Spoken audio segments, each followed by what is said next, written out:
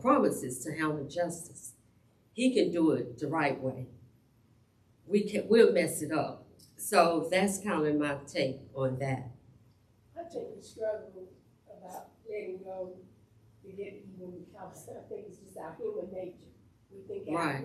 we have the little G-O-D.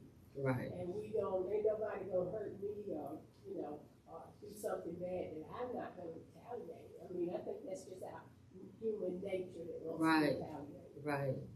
Correct. Yeah. So if nobody else have anything, let's move on to our trivia.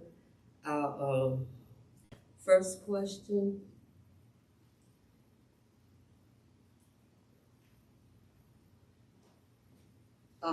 Comes from Romans 12:17. What does Paul command regarding evil? Anybody? A, return it carefully. B, ignore it, confront immediately. Which one? A, B, C? C.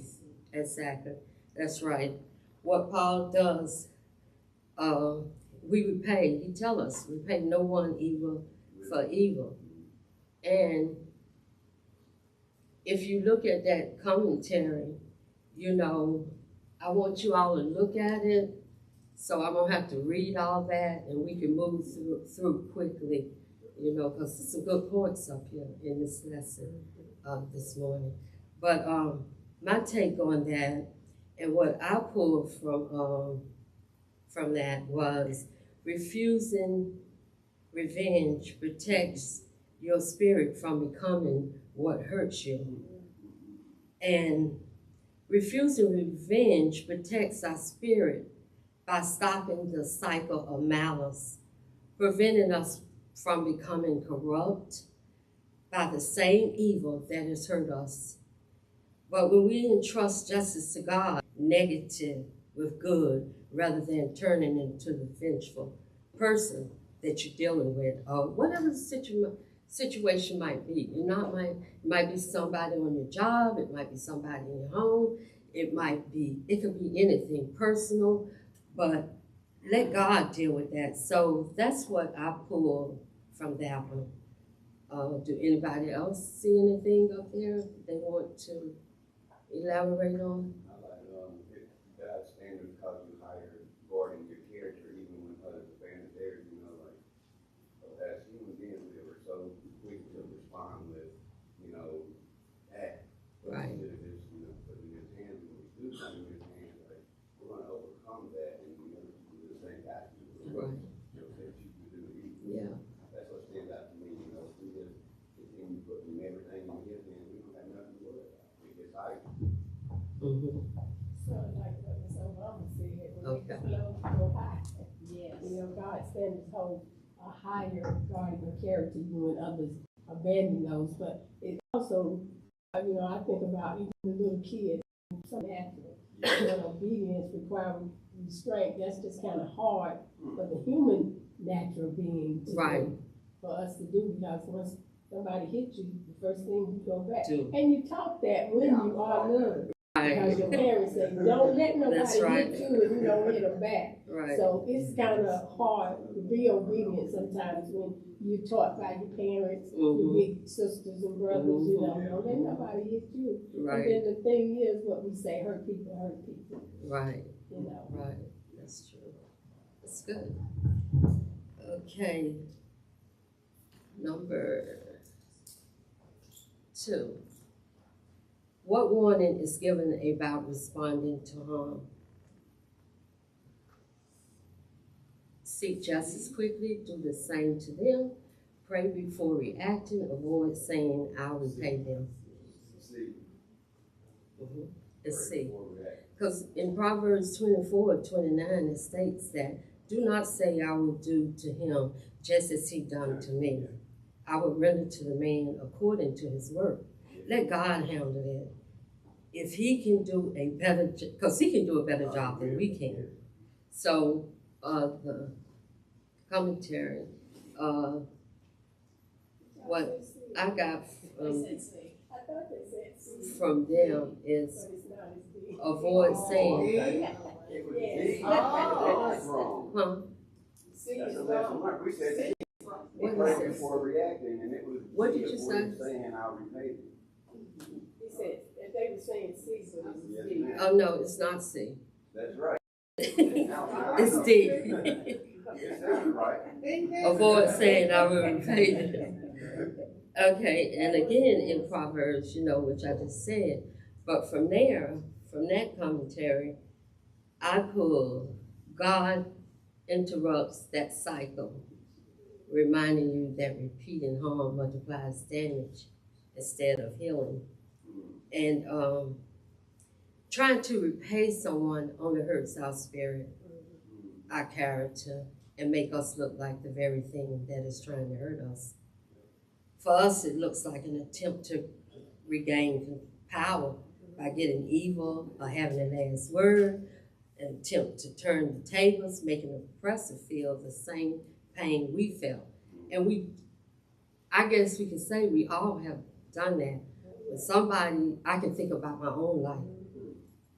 Somebody hurt me. Yeah, I want to get even. You hurt me. You hurt me. And, we have to give it to God. We have to trust Him. And to do that, that's a continuing thing, because you have to be with Him. You have to go with Him every morning, every day. You have to ask God, don't let me be like that person that's trying to hurt me. Let me be better.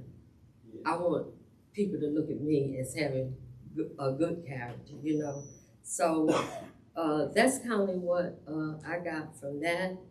And I want to say something about C, when we say pray before revenge, but this one says, and D says avoid saying I'll repay them. So C is like, to me, it's like, Lord, give me strength. I pray, not for the revenge, but give me strength not to do anything. Right.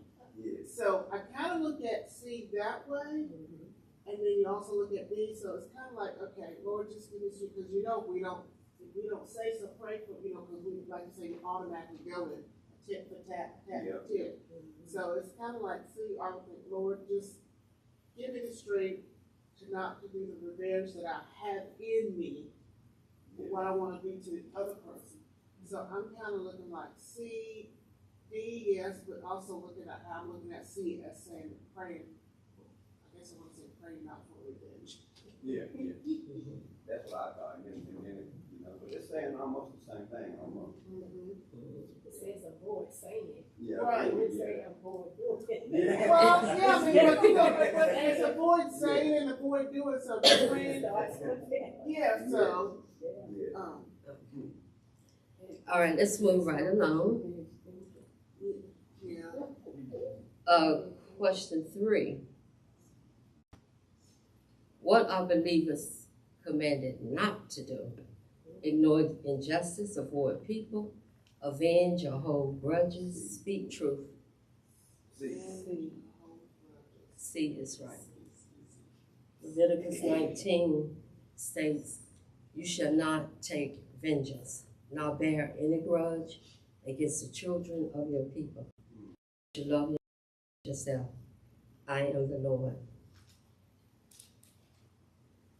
And what I pulled from that was, God forbids vengeance because it corrupts the heart. And that's what spoke to me. And it corrupts the heart if you let it take over your heart. And by fostering bitterness and arrogance and sinful retaliation, and it serves God's role as the only perfect judge. Instead of pursuing revenge, believers are called to trust God's justice, maintain love, and overcome evil with good. And some believers, Christians might say, if you believe in God, that's hard. That's why we got to go to Him. That's why we got to trust Him. That's why we got to stay in the Word, because it is hard, because our sinful nature want to do something else. We want revenge. We want to get at that person. No, you hurt me, I'm going to hurt you back. We got to let it go. We got to let it go and let God. And that's what I had to tell myself years ago. Let it go and let God deal with the people that's trying to hurt you. Anybody else? The first line, grudges don't just remember pain, they rehearse it. That's a great reminder because sometimes we can think that we are really, oh, that really hurt. That was the hardest thing. But we have to be careful because we literally become and start acting out that thing that we rehearse, you know? And so sometimes we think we're lamenting pain, but really we're kind of almost amping up for the revenge because we're continuing to just think on that one thing that was just really hard. And it's not to minimize what we experience, Right. but we can't stay there. And so I like that end where it talks about, you know, freeing you from emotional captivity, because a grudge will keep you captive for a long time. That's right. Yeah. And you just keep going over and over and over and over. People around you can but restoring your spiritual clarity, you start being able to open back up and see that God's got you. He's handling it. He delivered you from the stuff before, he can deliver you from this. Right. That's right. That's right. That's Anybody terrible. else? And that's terrible that people around you that are closer to you, that when, you know, when you sit down, the first thing pop out of your mouth is they're gonna say, oh, okay, here we go again. Yeah. Here we go again. Then we go through this, get over this, you know. And so like you talk about, a grudge is really a ticking bomb that is just, you know, Right. to go off and you don't know, it's like, okay. It's like the more you vent, it's like you're trying to get everybody into to be on your side. Only, you know, it's like, it's just not working.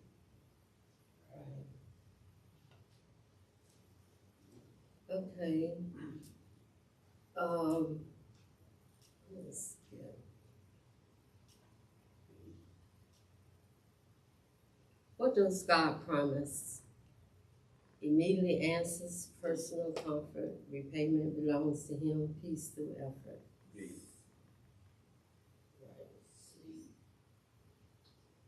Oh, yeah. And as you look at the commentary, anything reaches out to you? I like the God's justice operates within decisions, not emotions. That means God works in perfect timing. But, you know, he works. What did he say? I say, well, that to me is God works with perfect timing. Like, we change time, he always on time, no matter what. Yeah. And we do want those immediate results. Well, I won't say I want the we immediate do. results. I want it now. We want it like immediate. Right. Yeah. It's like, his operates with his positions, not emotions, like he operates in his time, like you said, in his